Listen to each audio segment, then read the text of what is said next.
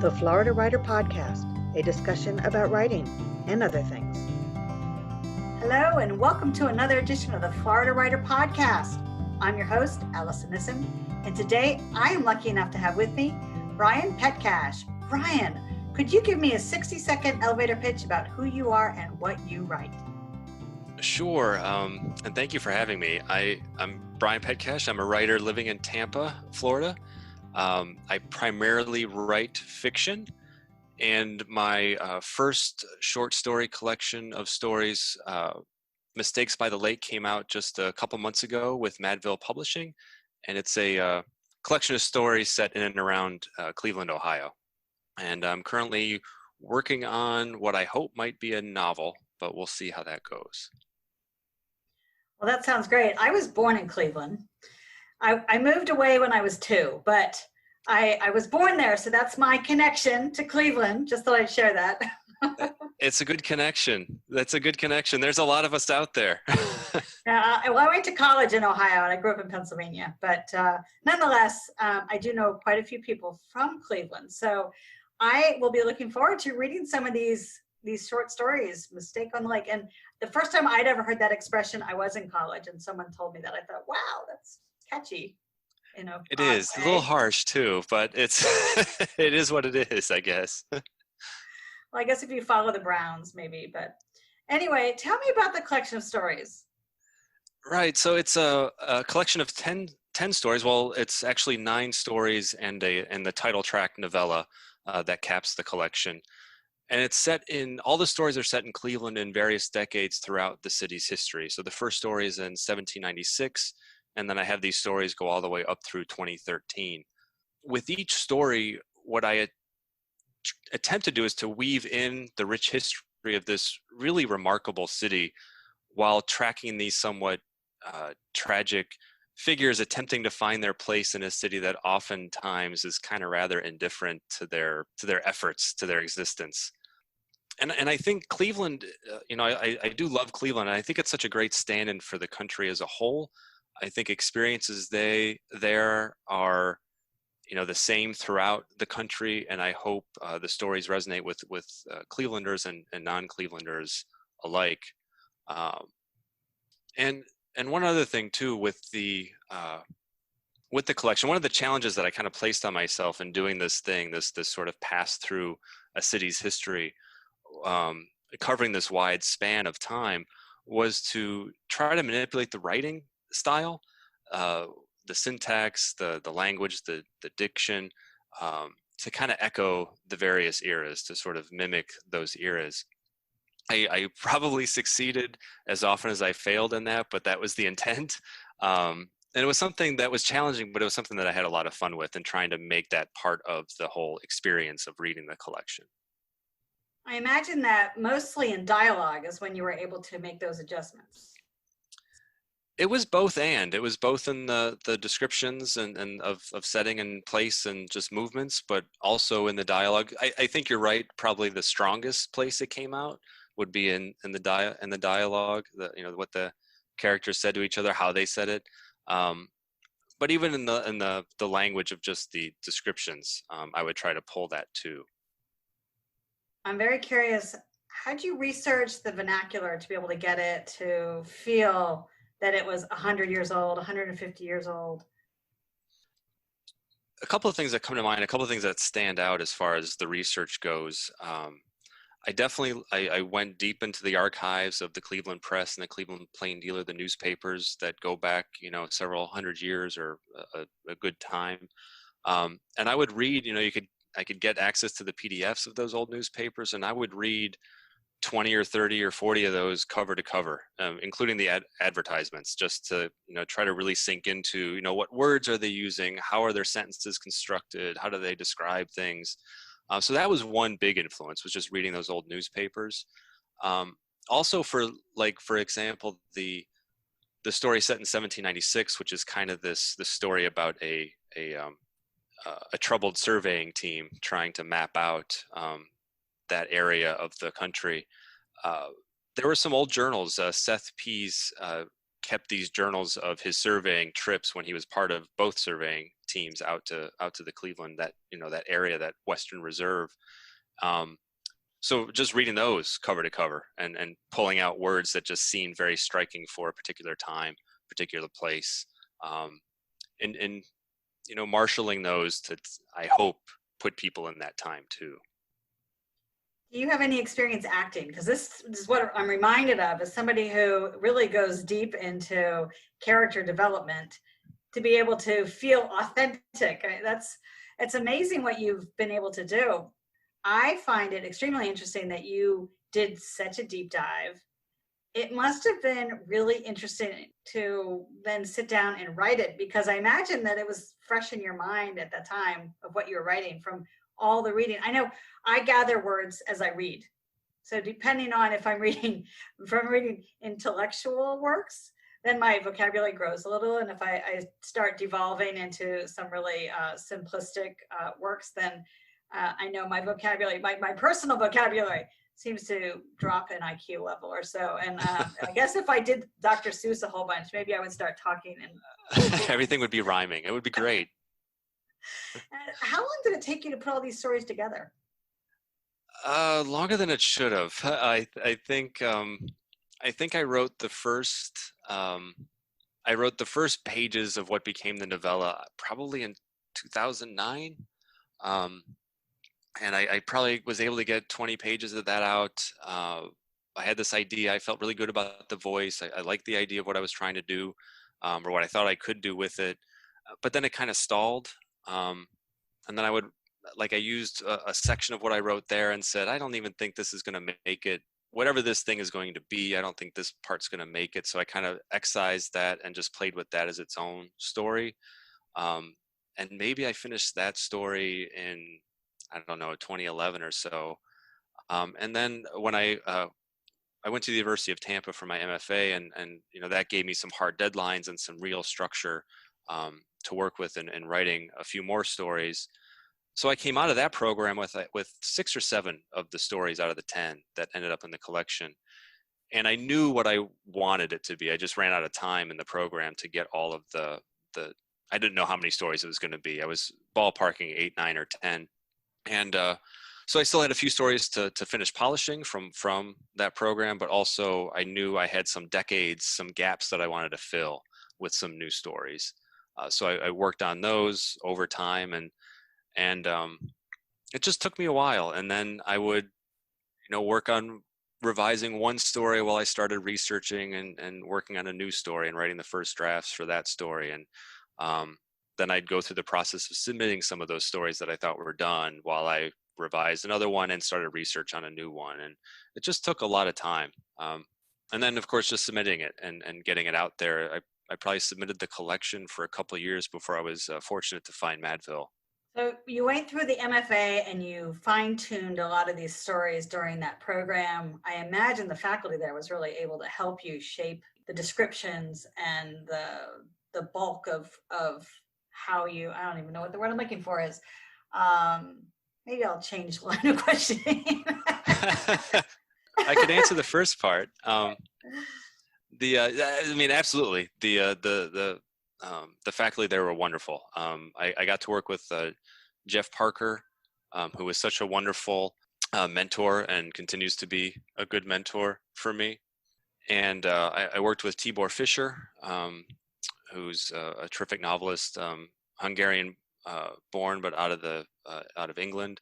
And I worked with Miley Chapman as well. And then some of the other writers that they had as they were other workshop leaders, but they would do craft talks and whatnot. But Brock Clark and Jason Ockert and Jessica Anthony, and there's so many. They definitely helped. They not only just really went into my work to give me some ideas and directions and help me think about the works in ways that I haven't even really thought about myself, to see something more there.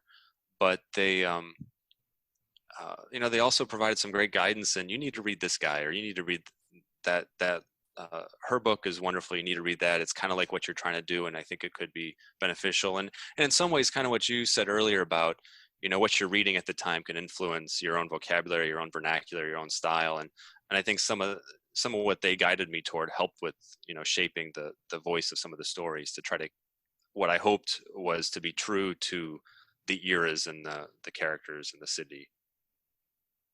So tell me about the different characters. Do you have 10 different characters? Is it 10 different stories? Are they related by family? Are they related by location besides Cleveland or career?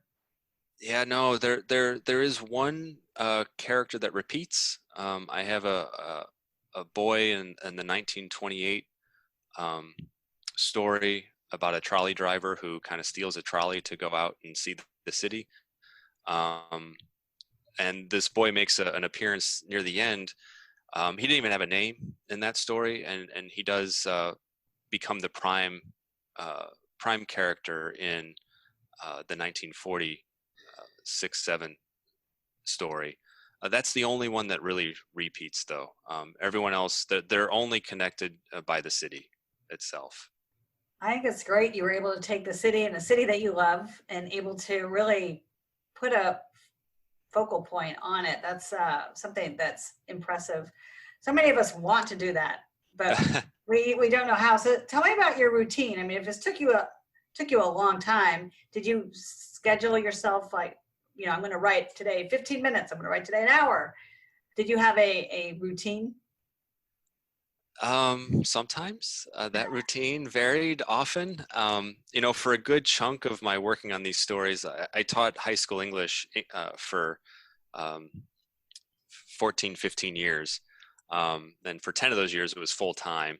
And it was really hard when I'm trying to do my own writing, like to grade 100 or 150 essays, or I taught AP and creative writing. So I had a lot of grading to do, and I really put a lot into it. So I found it very hard to, after doing all that work, which oftentimes happened at home, on my own time, to then sort of have the energy to go into my own work. So that's kind of why I think that's another reason perhaps it took so long to work on these. Routine-wise, though, when I did get into a groove, it might look like going to, a coffee shop or something in the morning. I might have a purpose of researching for, doing some research for about a half hour, 40 minutes, and then kind of looking at what I wrote the previous session, whether it was the day before or the weekend before, maybe make some minor edits or some notes as I go through that rereading, and then just kind of push into the next scene wherever that led me. Sometimes I had a plan of like, I know exactly what kind of scene I want to be next. And sometimes I had no idea. And I was only reading what I had written the last session and just putting down the next word and the next sentence, the next paragraph, where I kind of started to feel my way through and just kind of let it go where it would go. Sometimes because I would have, several stories that were almost done, part of that routine might also look like, polishing, revising, editing one of those previous stories, and then putting that aside and then trying to transition my brain into this newer piece that I was still drafting in its first draft stage. I think there were times where I had streaks, I might 20 days in a row I may have done something, whether it be research or revising or new writing, every day. Other times it could be very sporadic. I might only get one little bit of a session in a week, or I might, do a little bit of research, at night before going to bed that might maybe allow something to percolate in my subconscious as I slept that I could maybe mine in the morning. But no tried and true set routine, I'm afraid. And what's your favorite thing to write? Would it be description, character development, dialogue? Gosh, if you were to ask me that 10 years ago, I would have definitely said dialogue. And I think I still enjoy that, but now I really do like getting into the description, getting into the kind of imagining seeing what the characters are seeing and how they're, in relation to each other, but the objects around them, the things around them, the scene itself. I have a lot of fun with that. And I have a lot of fun getting into just the voice of if it's a first person character, definitely, getting into the voice of that. But yeah, I'd say now it's probably more description that I enjoy. I love writing first person because maybe it's because I imagine myself, and so it becomes an easier task for me. Do you also find that with first person? I don't know. I think so. Sure. I think it is easier. It's hard enough for me to try to inhabit one person's mind, much less trying to inhabit and understand, say, 5 or 6 or 8, or, be that omniscient narrator who knows everything. And um, I one of my favorite writers is Richard Price, and he talked about how he could like take I think it was called like a Wonderlic personality test or something like that. This is kind of an old test that he could take a Wonderlic personality test of every one of his characters and actually pass it as if he was, was that character, was each and every character.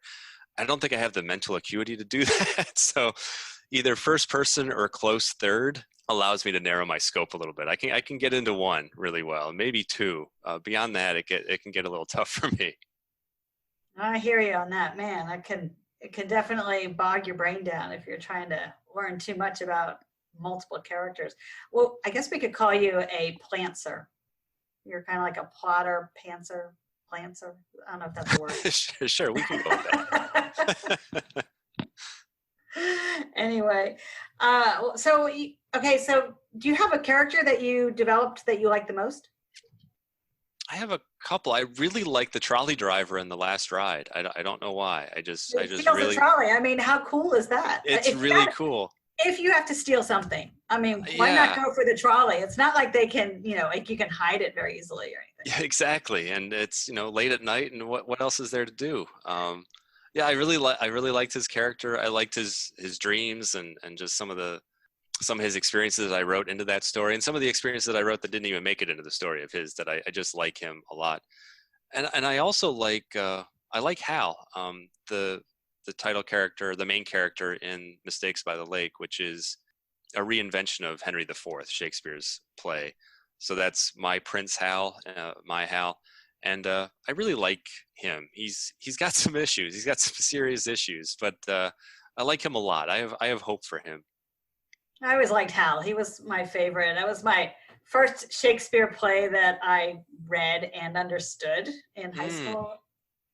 Since then, I've read, I think, every one of them. But that was the first one. And so Hal was like always my favorite. I don't know why. Just it's a terrific character. He and Falstaff both they're just such great characters. Yeah, and I was high school. They were probably about the same age. Right. Yeah. Older, so. But yeah, and my I have to admit though, I had a fabulous high school teacher she just brought Shakespeare to life, and after that I was in love. But before that I didn't get it. I have to confess that one too. But anyway, Brian, this has been so much fun talking about Mistakes by the Lake. How could people get in touch with you? I have a website, brianpetkash.com. And people can reach out to me there. I'm also on, I'm kind of new at the whole Instagram thing, but I have an Instagram called Petkash Reads that, so people can find me there. Also on LinkedIn. So a few places. All right. That sounds great. Are you ready to switch to our rapid fire questions? I think I am ready. We shall see. Will you ever buy flowers just because to keep your kitchen bright and cheery? Sure. That sounds like a very good idea. Yes. When was the last time you ever had a $2 bill? I think I have one now. Oh yeah, I do. I think I have one now. Absolutely. Yeah. Yeah. I had one. I got one as a kid, and I've gotten a few since then too. My parents actually went out for Christmas gifts for all the grandkids. They had little books made of $2 bills. Really? They gave each kid like $50 worth of $2 bills. If you can imagine that. I've been like, all right, what am I ever going to do with this? But anyway, it was they're almost like collector's items in a way. They're good luck too. Exactly. Final question. What's your ideal car? Oh, geez. I somehow managed to own an Audi TT for a number of years, which I did really like. That was a neat car. Nowadays, I might say something like a Prius or something electric-y that's better for the environment. Yeah, those Teslas. I was in love with those until I figured out I couldn't actually drive it all the way from my house in Lakeland to Jacksonville without having to stop and quote unquote refuel. Yeah, So, yeah. run out of electricity, I guess. It was just a little too far. I was like, darn. Oh well. Maybe they're better now. Maybe you can go farther now. I'm not sure. But. Maybe. I think you can. Well, Brian, thank you so much for stopping by. This has been another edition of the Florida Writer Podcast with your host, Allison Nissen. You're welcome, and thanks for having me. I really appreciate it. It's been fun. Well, we are glad to chat with you. Allison out. Brian Petkash's award-winning stories have appeared in Midwestern Gothic and Southward, among other publications.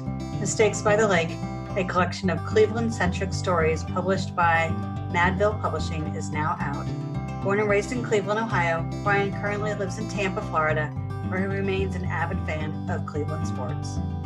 For more information about Brian, visit him at his website, Brian Petkash, BrianPetkash.com. For more information about the Florida Writers Association, visit us on the web at floridawriters.org.